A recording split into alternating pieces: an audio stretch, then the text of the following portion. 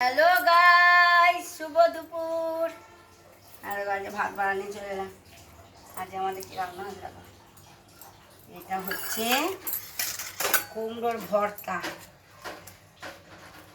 এটা খেতে কিন্তু খুব টেস্টি হয়।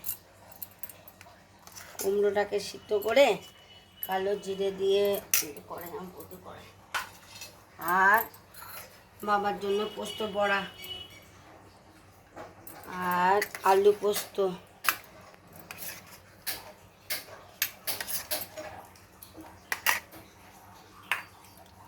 ডাল,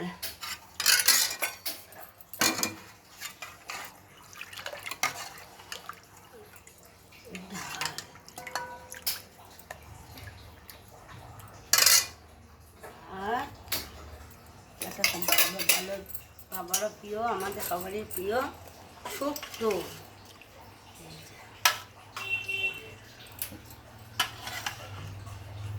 শুক্তো খেতে বাবা ভালোবাসে, আমি ভালোবাসি, দাদা ভালোবাসে, সবাই ভালোবাসে। ছেলেগুলো ভালোবাসে কিন্তু অতটা বাসে না, আমাদের জন্য পেশা।